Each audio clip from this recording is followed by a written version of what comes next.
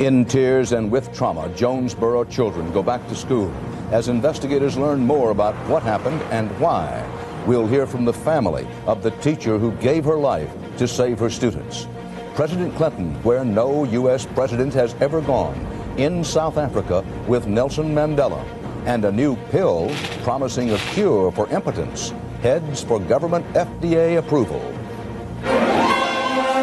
This is the CBS Evening News, with Dan Rather reporting from CBS News headquarters in New York.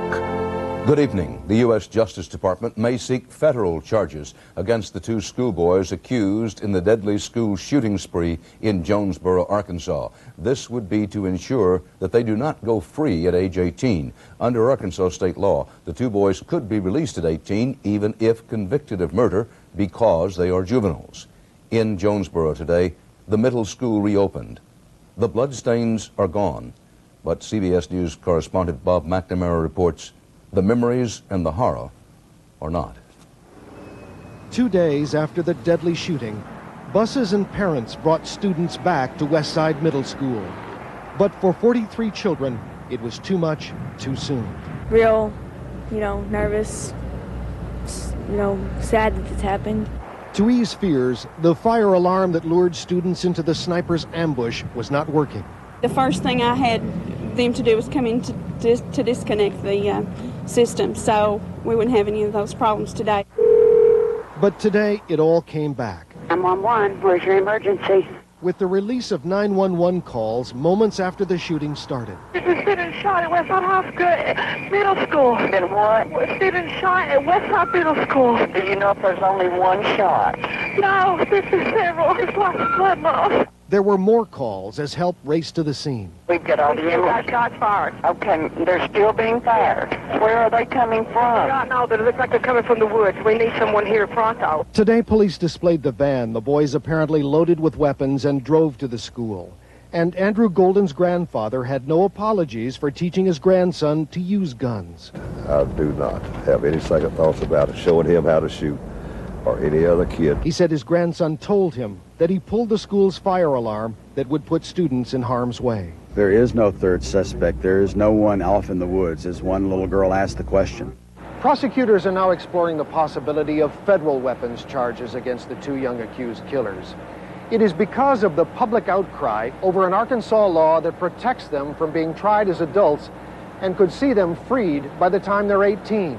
11-year-old Andrew Golden and 13-year-old Mitchell Johnson continue being held in a juvenile lockup, and today came a reminder of just how young the suspects are. One asked me some scriptural thoughts, and the other one was real emotional, was crying. He wants his mama, and he wants to go home. For many, the end of the school day brought a sense of relief. Still, it is just the beginning. This community is on a new path. Things are not going to be as they had hoped and dreamed. But at least it is a safe start. Bob McNamara, CBS News, Jonesboro, Arkansas. Of the 5 who were shot and killed at the middle school, 4 were children. 1 was a teacher. Shannon Wright died taking a bullet while trying to shield the children. CBS's Cynthia Bowers has the story and the lesson of this heroic teacher's life. They came back today, despite the killings, despite the cameras, car after car, holding kids and parents who want to believe in this school and in teachers like Shannon Wright. She's always been special, just real special, and the best daughter anybody could ever have. Today, Shannon Wright's parents have heartbreaking proof that their daughter was one of a kind. She died using her body as a shield for her student, Emma Pittman. She said, she squeezed my hand so tight, Grandma, said it was almost like squeezing the blood out of my hand. And she says, get on the ground. And that was the last word that she heard. Emma Pittman's grandmother is grateful. She had to have courage to step out there. She was the hero, and that will ease my pain. A little, maybe. Shannon Wright's family is grieving. It just don't make sense. It's just unbelievable. Like other families here, they too are mourning the loss of their little girl. She was always so lively and bright. When Shannon was her student's age, she too went to Westside Middle School. She always wanted to be a teacher. when she was little, growing up. Her father aches at the thought of the old times, the trips to the park, the winter it unexpectedly snowed. I had an old cardboard box that we rigged up for a sled, pulled around on that. I probably would have been happier if she had saved herself, being a mother, you know, but that was Shannon. Now she is gone, like life in long-ago Jonesboro, where little girls grew up in safety and mothers drove their kids to school with confidence. Cynthia Bowers, CBS News, Jonesboro, Arkansas. As we told you earlier, federal prosecutors are looking into ways to ensure that juvenile justice does not necessarily mean early release for the accused killers in Arkansas.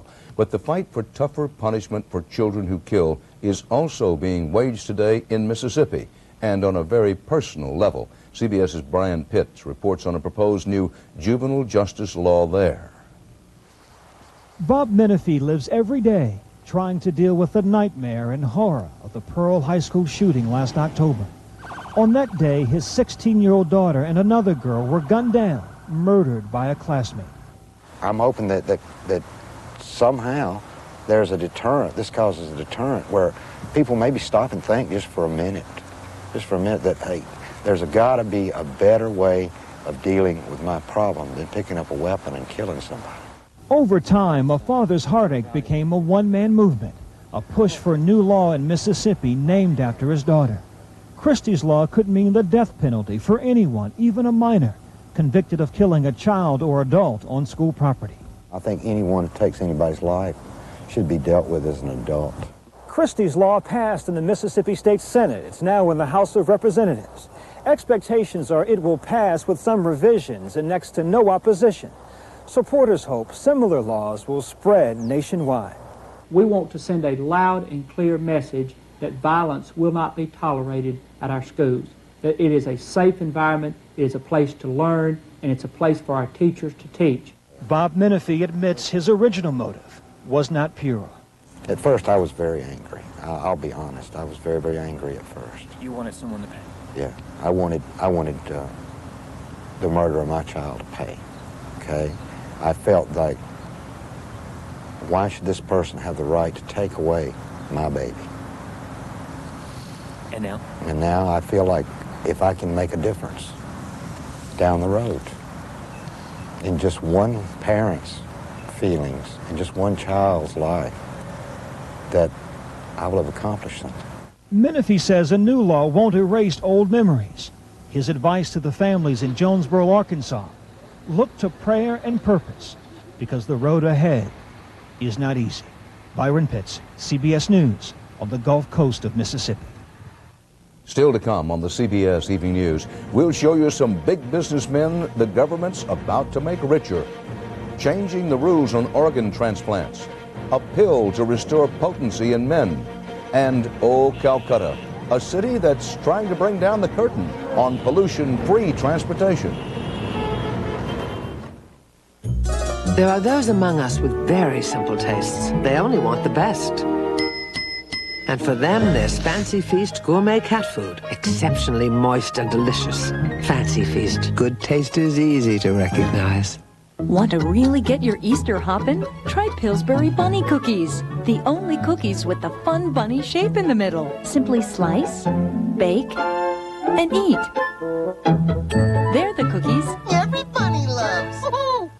Does tossing one of these into your tank kill germs? Who knows? Until now. Introducing Lysol Continuous Action Automatic Toilet Cleaner. It not only cleans and deodorizes, it kills germs. No other automatic toilet cleaner kills more. Till you have our word on it, you can't call it clean. Is a big odor taking over your little space? Stop it with Wizard Stick-Ups and stick up for fresh air.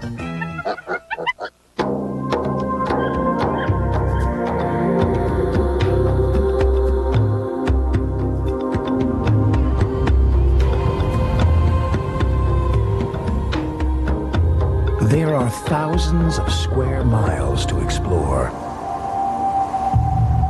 And that's just on the inside. Chevy Tahoe,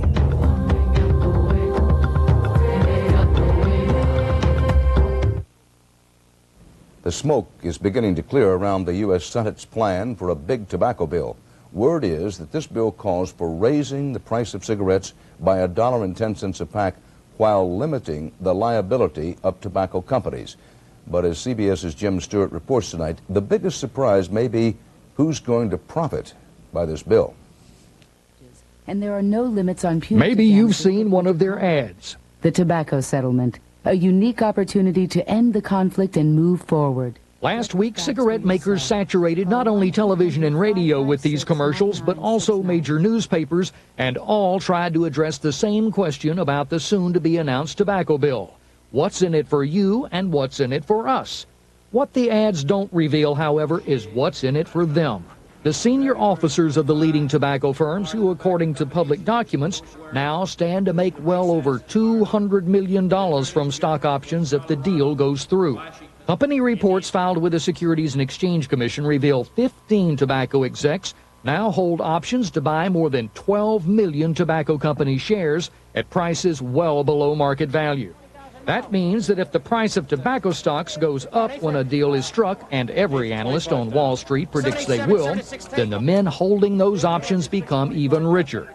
Jonathan Crane is a market researcher. If you're holding a million options, then you're going to make $20 or $30 million maybe in a day or two. Revealing exactly who gets how much out of the tobacco deal should be a major consideration in negotiations, argues Sarah Anderson of the Institute for Policy Studies, which initially tracked the stock options. They're trying to convince the American public that this settlement is a bitter pill, that they will suffer, when actually they stand to gain a tremendous windfall.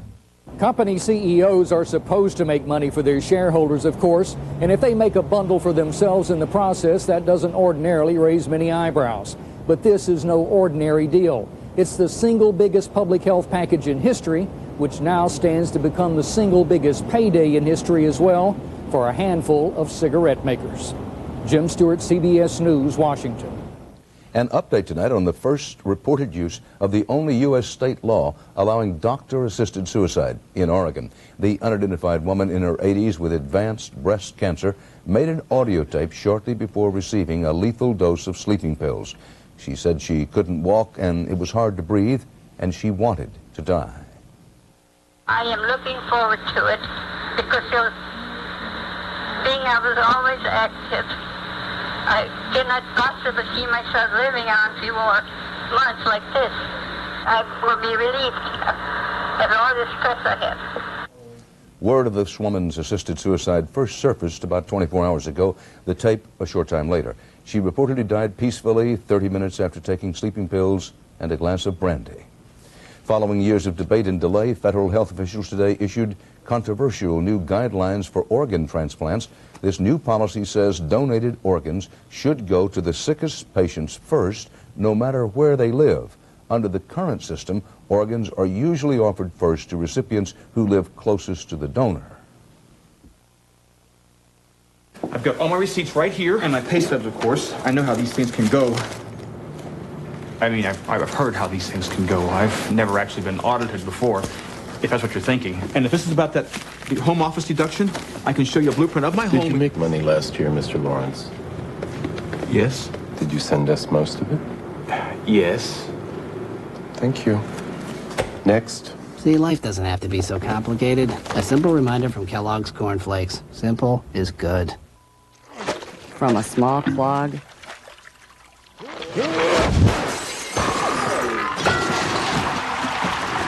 to a major problem. Next time, call a trained Roto-Rooter plumber to fix it.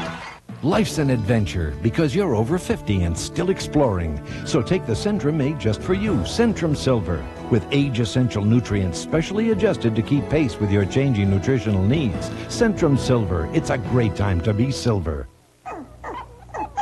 Misty takes good care of her puppies, doesn't she, Mommy? Yes, she does. And we take good care of Misty. Like when we protect her with Frontline. Frontline? See, one spot right here gets rid of fleas and ticks that can make us sick. Does it hurt? No, Frontline's really gentle. You know how I know? 'Cause you're a vegetarian. Veterinarian. Frontline. the flea and tick protection veterinarians trust most. The recent school shootings have prompted a nationwide debate on children and guns. Tonight at 6, we'll talk to one kid who argues guns are not to blame. There was another first today on President Clinton's 12-day, six-nation Grand African tour. Mr. Clinton is now the first U.S. president to visit South Africa, a stop that also marked an emotionally charged reunion with Nelson Mandela. CBS News White House correspondent Scott Pelley is traveling with the president. No American president could walk this ground until Nelson Mandela made it free. Today, 4 years after the fall of apartheid, Mr. Clinton pledged support to a black majority parliament. We seek to be your partners and your true friends in the work that lies ahead, overcoming the lingering legacy of apartheid, seizing the promise of your rich land and your gifted people. Mr. Clinton came here to the tip of Africa largely to pay respects to Mr. Mandela. The two men have a relationship and talk frequently. Mandela is almost 80 years old, and because of his infirmity, he rarely grants interviews. But he did agree to talk to CBS News, his first interview in 6 months. There is hardly any world leader who has helped me personally, as well as our country, as President Bill Clinton. And I will always remain grateful for that. Grateful, but ever the warrior. Washington has sharply criticized his support for Libya and Syria, which Mr. Clinton calls terrorist states. Mandela told us, not even a superpower can tell him what to do. I won't allow any power to dictate to me as to who I should choose as my friends. And I have spoken out openly as far as that is concerned. And I'm prepared to challenge anybody that I have no right to go to Libya, my friend. I have no right to sell my wares to Syria. The enemies of the United States are not my enemies. Entering Parliament, the former freedom fighter and political prisoner leaned heavily on the American president. Mr. Clinton wanted to take this historic walk, while Mandela remains a man unbroken by torture or time. Scott Pelley, CBS News, Cape Town, South Africa. CBS News reporter-producer Mary Walsh has been told tonight that the Marine Corps now plans to charge the four-man crew of a U.S. Prowler jet that clipped that cable car in Italy. They'll be charged, it is said, with involuntary manslaughter and other charges. 20 civilians died when the cable car crashed. In Iraq today, for the first time, UN weapons inspectors searched one of Saddam Hussein's presidential palace compounds. A group of diplomats went along with the inspectors as part of the UN's agreement with Saddam Hussein last month. In Indonesia, a story with potentially far-reaching consequences, a violent protest, the most violent so far against President Suharto and his economic policies. At least 50 people were injured in Indonesia when university students fought with security forces who had barricaded the gates of their campus. Also in tonight's CBS News Worldwide Market Watch, the U.S. government said in the last quarter of last year, American corporations suffered their worst decline in profits in nearly 4 years.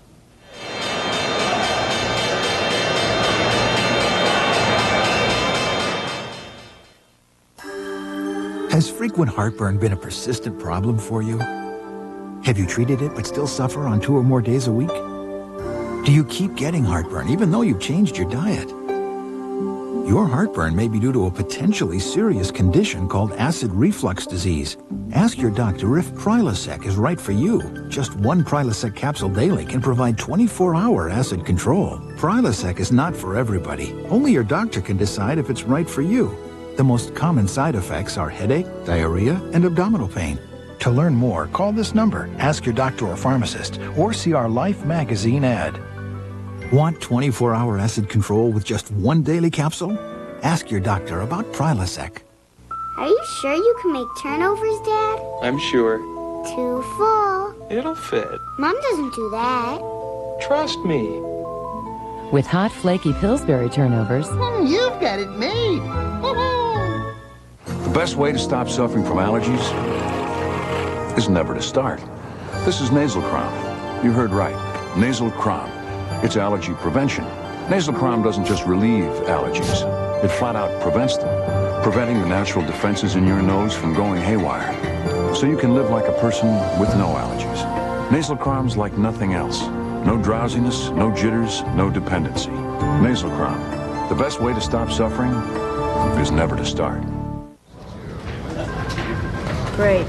Now, you know, the other thing we wanted to talk to you about was mutual funds that help minimize the capital gains taxes. They don't exist, sweetheart. Actually, index funds can do that. Really? Yeah. Some are designed to be more tax efficient.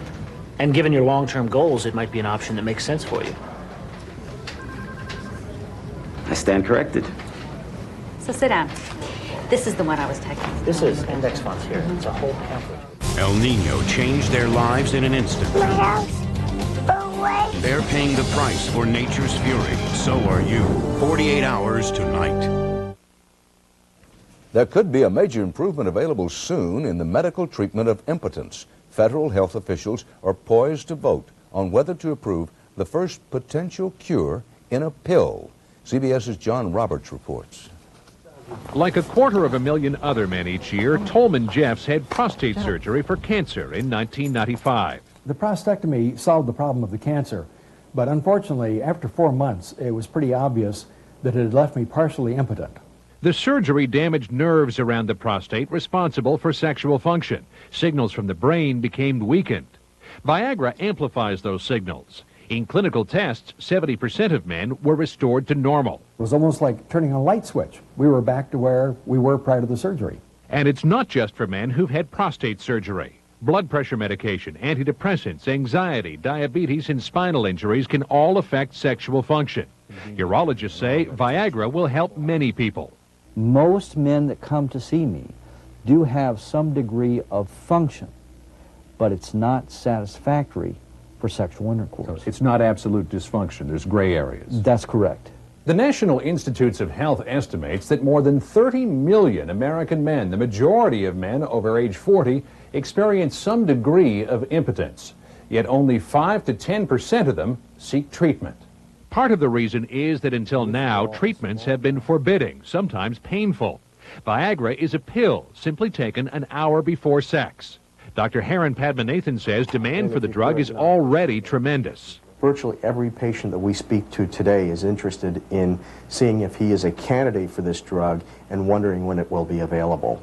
Viagra can cause side effects such as headache and stomach upset, but it has given back to people like Tolman Jeffs an important part of their life they thought was lost. John Roberts, CBS News, New York. NASA today released new 3D images, the first to get beneath the surface of El Nino. Literally, in red you see how wide and deep the massive El Nino warm water pool in the Pacific has been, and in blue, how cooler waters are now slowly returning. NASA measurements also show El Nino's wind and sea changes actually slowed the Earth's rotation rate, making our days about 1/10 of a second longer ever since last summer.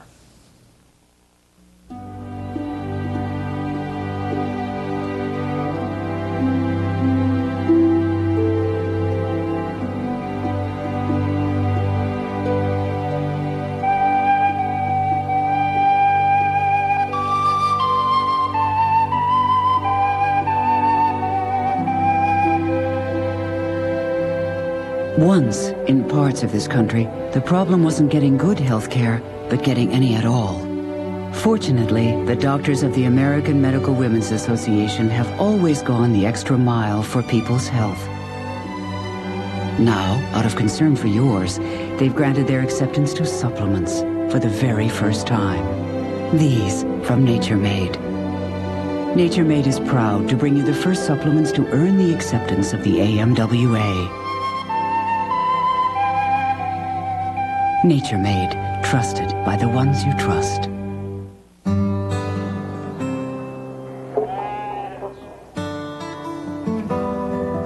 My mama always said, you'd be surprised how much you can get done. If it's all gotta get done, that means keeping an eye on things. Like what my family eats. First time I heard about snacks cooked up in that new fat-free cooking oil, I didn't know what to think. I mean, Aline, what's that? And then I heard the folks from Crisco came up with it. Starting from crops to grow here, like soybeans. Though I don't like too much snacking, I do think that chips fried up in Olean are a better choice than the regular kind. They taste real good, have a lot less fat and fewer calories. You know a good thing when you see one. Coming soon from the makers of Crisco, new fat-free Olean. A good place to start. They make a 2-mile run feel like a 20-minute flight. I'm gonna fly. The new anti-gravity running shoes, only from Easy Spirit. One of the things we love to do in this broadcast is take you places, especially take you to out-of-the-way places to see different ways of life. Take India, a big, energetic nation entering the modern age, but where many people still live and work the way they did centuries ago. On assignment in Calcutta, veteran CBS News correspondent Richard Threlkeld found the past and present are two wheels on a single cart. Suppose I told you there's now an urban vehicle that's easy to drive in city traffic, that emits no hydrocarbons, that uses no batteries or fossil fuel, and that's dirt cheap to run. Impossible, you say? Nonsense. Here in Calcutta, the streets are full of them. It's the rickshaw. There are 24,000 of them here, and they've been a mainstay of Calcutta street life for most of this century. They're cheap, about 10 cents a ride, so they're handy for moving people and goods around streets and alleys where trucks and taxis fear to tread. Calcutta's the last big city on earth where rickshaws are commonplace. And that's the problem. We like to get rid of this rickshaw, manually operated transport. That is our aim and goal. Subhas Chakraborty's the city's transport boss, and he thinks the notion of one human pulling another is undignified. Human beings are used as good as slaves. That is why this type of mode of production, mode of transportation should have to be stopped. Well, the rickshaw drivers aren't exactly slaves. Like Abdullah, who has been pulling a rickshaw for 32 years, they earn about $2 a day and manage to send most of that home to their families. If they get rid of rickshaws, he says, I couldn't do anything else. I'm too old now. The government insists the rickshaws mess up traffic and are sending out the wrong image of Calcutta, which dreams of becoming another Hong Kong. Mokhtar Ali, who runs the Rickshaw Drivers Union, says that's an impossible dream. The traffic's a mess because the roads are in such awful shape, he says. The rickshaw business supports 200,000 people here. What about them? This year, when the government tried to ban the rickshaws, the drivers did something very proletarian. They went on a one-day strike, which tied up traffic, although it was hard to tell because traffic is always like this, and the government backed down. But Minister Chakraborty hasn't given up. By the end of December 31st, all the rickshaws will be withdrawn from the city. Yeah, well, that's just what the minister said last year, too. And the rickshaws are still around. Stay tuned. On assignment in Calcutta, I'm Richard Threlkeld. And that's part of our world. Later tonight from CBS News, 48 Hours. Here's Aaron Moriarty with a preview. Tonight, the lessons learned by those touched by El Nino. From the time we first heard this sound to the time everything just started exploding could have been no more than 10 seconds. Surviving nature's fury. There was nothing I could do. Later on 48 Hours. For the CBS Evening News, Dan Rather reporting. I'll see you later on 48 Hours.